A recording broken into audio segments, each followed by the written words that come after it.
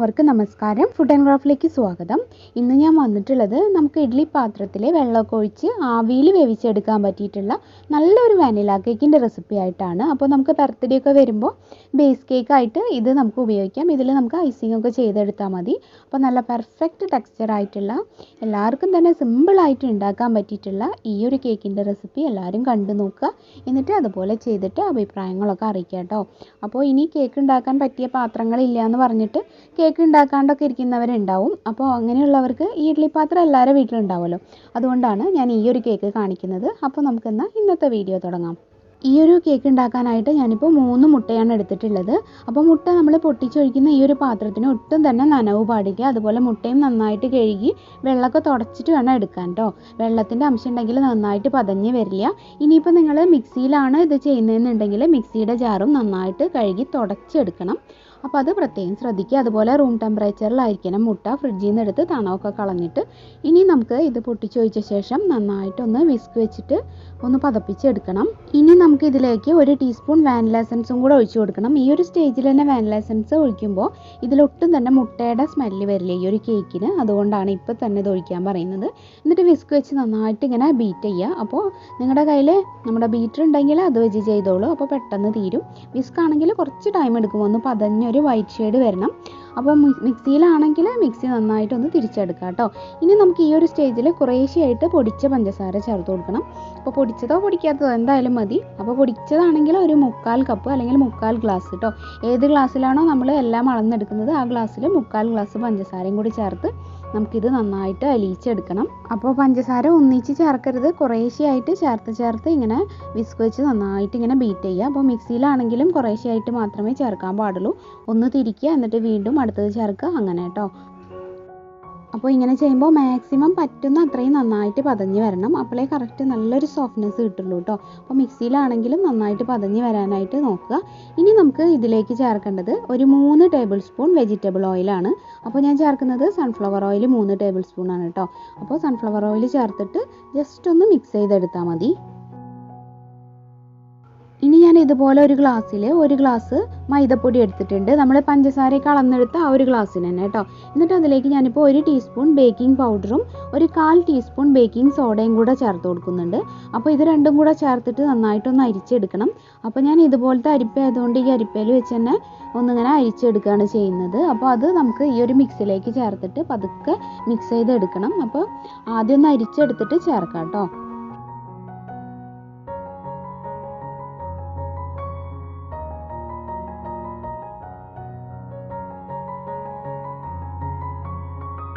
പിന്നെ ഞാനിപ്പോൾ ഇതിലേക്ക് ഒരു 2 ടേബിൾ സ്പൂൺ പാൽപ്പൊടി ചേർക്കുന്നുണ്ട്. അപ്പോൾ പാൽപ്പൊടി ഉള്ളവർ മാത്രം അത് ചേർക്കുക, ഇല്ലെങ്കിൽ അത് സ്കിപ്പ് ചെയ്യാം കേട്ടോ.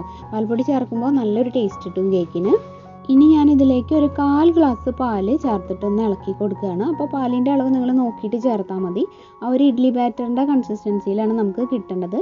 ആ ഒരു അളവ് നോക്കിയിട്ട് കുറേശ്ശെയായിട്ട് ഒഴിച്ചു കൊടുക്കുക കേട്ടോ. പാല് ഇതിൻ്റെ ഇടയിൽ കുറച്ചായിട്ട് ചേർത്തിട്ട് കുറച്ച് അരിച്ച പൊടി ഇടുക, പിന്നെ കുറച്ച് പാല് ചേർക്കുക. ആ ഒരു രീതിക്ക്. പിന്നെ ഓവർ മിക്സ് ആവരുത്, പാകത്തിന് മാത്രമേ മിക്സ് ചെയ്യാൻ പാടുള്ളൂ, അല്ലെങ്കിൽ കേക്ക് ഹാർഡ് ആവട്ടോ. അത് പ്രത്യേകം ശ്രദ്ധിക്കണേ. പാകത്തിന് മിക്സ് ആയി കഴിഞ്ഞാൽ അപ്പോൾ തന്നെ നിർത്തണം. ഈ ഒരു സമയത്ത് നമ്മൾ ഇഡ്ഡലി പാത്രം വെള്ളമൊക്കെ ഒഴിച്ചിട്ട് ചൂടാവാനായിട്ട് വെച്ചിട്ടുണ്ടാവണം. അപ്പോൾ ലാസ്റ്റായിട്ട് ഞാൻ 1 ടീസ്പൂൺ വിനാഗിരി ഇതിലേക്ക് ചേർക്കുന്നുണ്ട് കേട്ടോ. നല്ല സോഫ്റ്റ് ആവും കേക്ക് വിനാഗിരി ചേർത്താൽ, അതിന് വേണ്ടിയിട്ടാണ്. അപ്പോൾ ആവശ്യമുള്ളവർ ചേർത്താൽ മതി, അല്ലെങ്കിൽ സ്കിപ്പ് ചെയ്യാം. ഇപ്പോൾ അതേ കേക്ക് ഉണ്ടാക്കാനുള്ള പാത്രം ഞാൻ സൈഡിലൊക്കെ എണ്ണ തടവിയിട്ട് താഴെ ഒരു ബട്ടർ പേപ്പറൊക്കെ ഇട്ട് വെച്ചിട്ടുണ്ട്. ഇതിപ്പോൾ എല്ലാത്തിലും കാണിക്കുന്നതുകൊണ്ട് ഞാനത് കാണിക്കുന്നില്ല എന്നേ ഉള്ളൂ കേട്ടോ.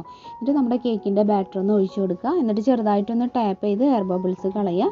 അതുപോലെ ഒരു സ്ക്വയർ വെച്ചിട്ട് ചെറുതായിട്ടൊന്ന് റൗണ്ടിൽ ചുറ്റിച്ച് കൊടുക്കുക. അപ്പോൾ ഫുള്ളായിട്ട് എയർ ബബിൾസ് പോകും കേട്ടോ. ഞാനിപ്പോൾ ഇതുപോലെ ചെയ്യുന്നത് ഒരു ടൂത്ത് പിക്ക് വെച്ചിട്ടാണ്. ഇനിയിപ്പോൾ നമ്മളിത് ആവിയിൽ വേവിക്കുന്നതുകൊണ്ട് ഇതിലേക്ക് വെള്ളമൊന്നും വീഴാണ്ടിരിക്കാൻ ഞാനിങ്ങനെ ഒരു അലുമിനിയം ഫോയിൽ വെച്ചിട്ട് കവർ ചെയ്തിട്ട് 2 ഹോൾ ഇട്ട് കൊടുക്കുന്നുണ്ട് കേട്ടോ. അപ്പോൾ അലുമിനിയം ഫോയിൽ ഇല്ലാത്തവർ നമ്മുടെ ഇഡ്ഡലി പാത്രത്തിൻ്റെ ആ ഒരു മൂടിയില്ലേ, അതിനെ എന്തെങ്കിലും ഒരു തുണി വെച്ചൊന്ന് കവർ ചെയ്താൽ മതി. അപ്പോൾ വെള്ളം ഉണ്ടെങ്കിൽ ആ തുണിയിലേക്ക് വന്നോളും. അപ്പോൾ ഞാൻ കഴിഞ്ഞ കേക്കുകളൊക്കെ ഉണ്ടാക്കുമ്പോൾ അത് കാണിച്ചിട്ടുള്ളതാണ്. മൂടി ഏതെങ്കിലും ഒരു കോട്ടൺ തുണി വെച്ച് കവർ ചെയ്യുക എന്നുള്ളത്. അപ്പോൾ അങ്ങനെ ചെയ്താലും മതി. ഇപ്പോൾ ദേ നമ്മുടെ ഇഡ്ഡലി പാത്രത്തിലെ വെള്ളമൊക്കെ നന്നായിട്ട് ചൂടായി വന്നിട്ടുണ്ട്. ഇനി നമുക്ക് ഇതുപോലത്തെ ആ ഒരു തട്ട് വെച്ചിട്ട് നമ്മുടെ കേക്കിൻ്റെ പാത്രം ഇതിലേക്ക് ഇറക്കി വെച്ചിട്ട് മൂടി വയ്ക്കാം കേട്ടോ. ആദ്യത്തെ ഒരു 15 മിനിറ്റ് മീഡിയം ഫ്ലെയിമിലും പിന്നെ ഒരു അരമണിക്കൂർ ലോ ഫ്ലെയിമിലും വെച്ചാണ് ഇത് ബേക്ക് ചെയ്തത് കേട്ടോ. അപ്പോൾ ഒരു 40 മിനിറ്റ് ഒക്കെ ആകുമ്പോൾ ഒന്ന് തുറന്ന് നോക്കിയിട്ട് കുത്തി നോക്കുക.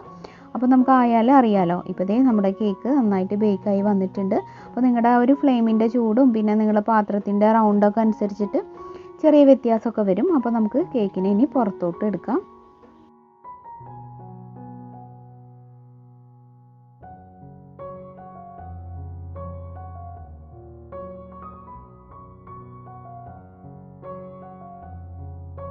കണ്ടില്ലേ, നല്ല പെർഫെക്റ്റ് ആയിട്ട് തന്നെ നമ്മുടെ കേക്ക് ഇവിടെ കിട്ടിയിട്ടുണ്ട്. ഇനി നമുക്കിതൊന്ന് കട്ട് ചെയ്തും കൂടെ നോക്കാം.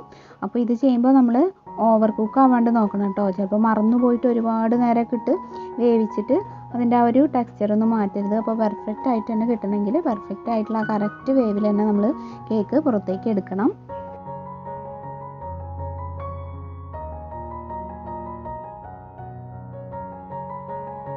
അപ്പോൾ കണ്ടില്ലേ, ഇതിൻ്റെ ആ ഒരു ഉൾഭാഗമൊക്കെ നല്ല പെർഫെക്റ്റ് ടെക്സ്ചറായിട്ട് നമുക്ക് കിട്ടിയിട്ടുണ്ട്. അപ്പോൾ ഇത് നമ്മൾ ഇഡ്ഡലി പാത്രത്തിൽ വെള്ളമൊക്കെ ഒഴിച്ചിട്ട് ആവിയിൽ വേവിച്ചെടുത്ത ഒരു കേക്കാണെന്ന് പറയുകയില്ല. അത്രയ്ക്ക് നല്ല കറക്റ്റ് ടെക്സ്ചറിൽ തന്നെ നമുക്കിത് കിട്ടിയിട്ടുണ്ട്. അപ്പോൾ ബേക്ക് ചെയ്യാനൊക്കെ ചിലരുടെ കയ്യിൽ പാത്രങ്ങളില്ലാത്തതുകൊണ്ടൊക്കെ ചെയ്യാതെ ഇരിക്കുന്നുണ്ടാവും. അപ്പോൾ അവർക്കൊക്കെ ഇഡ്ഡലി പാത്രം എന്തായാലും ഉണ്ടാവുമല്ലോ. അതുകൊണ്ടാണ് ഞാൻ ഇങ്ങനൊരു റെസിപ്പി ചെയ്തത്. അപ്പോൾ ഇതുപോലെ തന്നെ ഞാൻ മുമ്പ് ഒരു ചോക്ലേറ്റ് കേക്ക് ഇട്ടിട്ടുണ്ടായിരുന്നു. അത് കാണാത്തവർ കാണാം കേട്ടോ. പിന്നെ 2 ദിവസം മുമ്പ് കുഞ്ഞു പാത്രങ്ങളിൽ കുഞ്ഞു കപ്പ് കേക്ക് മോഡൽ ചെറിയ കേക്കുകൾ ഉണ്ടാക്കുന്നതും ഞാൻ ഇട്ടിട്ടുണ്ടായിരുന്നു. അതിൽ ഇതുപോലെ നമ്മൾ ഇഡ്ഡലി പാത്രത്തിൻ്റെ മൂടിയൊക്കെ തുണി വെച്ച് കവർ ചെയ്തിട്ടൊക്കെയാണ് ചെയ്തിട്ടുള്ളത്. അപ്പോൾ അതും നിങ്ങൾ കാണാത്തവർ കണ്ടു നോക്കുക. കേക്കിൻ്റെ ഒരുപാട് റെസിപ്പീസ് നമ്മുടെ ചാനലിലുണ്ട്. അപ്പോൾ താല്പര്യമുള്ളവരാണെങ്കിൽ ചാനലിലൊന്ന് കയറിയിട്ട് അതൊക്കെ ഒന്ന് കാണാം കേട്ടോ. പുതുതായിട്ട് വന്നവർക്ക് അറിയില്ലല്ലോ, അതുകൊണ്ടാണ് പറയുന്നത്. പിന്നെ നിങ്ങൾ ക്രാഫ്റ്റ് ഇഷ്ടമുള്ളവരാണെങ്കിൽ കഴിഞ്ഞ ദിവസം ഞാൻ ചെയ്തിട്ടുണ്ടായിരുന്ന റീയൂസ് ഐഡിയാസൊക്കെ ബൾബ് വെച്ചിട്ട്, ബുക്ക് വെച്ചിട്ട്, അതുപോലെ തന്നെ ഏറ്റവും അടുത്ത് ഐസ്ക്രീമിൻ്റെ ബോക്സ് വെച്ചിട്ടൊക്കെ ചെയ്തിട്ടുണ്ടായിരുന്നു. അപ്പോൾ കാണാത്തവരാണെങ്കിൽ കണ്ടു നോക്കണം കേട്ടോ. അപ്പോൾ ചിലരൊക്കെ വീണ്ടും അതുതന്നെ ചോദിക്കുകയാണ്. അപ്പോൾ അവർ കണ്ടിട്ടുണ്ടാവില്ല എന്നല്ല അതിൻ്റെ അർത്ഥം. അതുകൊണ്ടാണ് ഞാൻ വീണ്ടും അത് പറയുന്നത്. എന്നിട്ട് നിങ്ങൾ ട്രൈ ചെയ്തിട്ട് പിക്ചേഴ്സൊക്കെ അയച്ചു തരികയാണെങ്കിൽ വളരെ സന്തോഷം. കാണുമ്പോൾ അതൊരു സന്തോഷമാണ്. അപ്പോൾ നമ്മുടെ മെയിൽ ID എല്ലാവർക്കും അറിയാമല്ലോ. ഇതിൽ ഞാൻ താഴെ ഡിസ്ക്രിപ്ഷൻ ബോക്സിൽ കൊടുക്കാം. ഒന്നില്ലെങ്കിൽ അതിലേക്ക് അയക്കുക, അല്ലെങ്കിൽ നമ്മുടെ ഫേസ്ബുക്ക് പേജിലേക്ക് അയച്ചു തന്നാലും മതി കേട്ടോ. അപ്പോൾ പ്രാർത്ഥനാസ് ഫുഡ് ആൻഡ് ക്രാഫ്റ്റിൻ്റെ ഫേസ്ബുക്ക് പേജ് ഇനിയും കാണാത്തവരുണ്ടെങ്കിൽ ഒന്ന് കണ്ടു നോക്കുക, ലൈക്ക് ചെയ്യുക, ഫോളോ ചെയ്യുകയൊക്കെ ചെയ്യുക കേട്ടോ. അതുപോലെ നമ്മുടെ രണ്ടാമത്തെ ഒരു ചാനലും കൂടി ഉണ്ട്, പ്രാർത്ഥനാസ് വേൾഡ് എന്നാണ് അതിൻ്റെ പേര്. അപ്പോൾ നിങ്ങൾ ഇതുവരെ കണ്ടിട്ടില്ലെങ്കിൽ സമയം കിട്ടുമ്പോൾ ഒന്ന് കണ്ടു നോക്കിയിട്ട് സപ്പോർട്ട് ചെയ്യണം കേട്ടോ. അപ്പോൾ ഇന്നത്തെ വീഡിയോയിൽ ഇത്രയൊക്കെ ഉള്ളൂ. ഇനി മറ്റൊരു നല്ല വീഡിയോ ആയിട്ട് നാളെ വരാം. അപ്പോൾ ഇന്നത്തെ വീഡിയോന് എന്തായാലും ഒരു ലൈക്ക് തരാനും അതുപോലെ തന്നെ നിങ്ങളുടെ അഭിപ്രായങ്ങളൊക്കെ കമൻറ്റിലൂടെ അറിയിക്കാനൊന്നും മറക്കരുത്. ഈ ഒരു വീഡിയോ നിങ്ങളുടെ ഫ്രണ്ട്സും റിലേറ്റീവ്സും ഒക്കെ ആയിട്ടൊന്ന് ഷെയർ ചെയ്യുക. അപ്പോൾ ഇത്രയ്ക്കൊക്കെ ഇന്നത്തെ വീഡിയോയിൽ പറയാനുള്ളൂ. ഇനി നാളെ മറ്റൊരു നല്ലൊരു റെസിപ്പി വീഡിയോ ആയിട്ടോ അതുപോലെ തന്നെ നല്ലൊരു ക്രാഫ്റ്റ് ഐഡിയ ആയിട്ടോ വരാം. അതുവരെ എല്ലാവർക്കും നന്ദി. Thank you.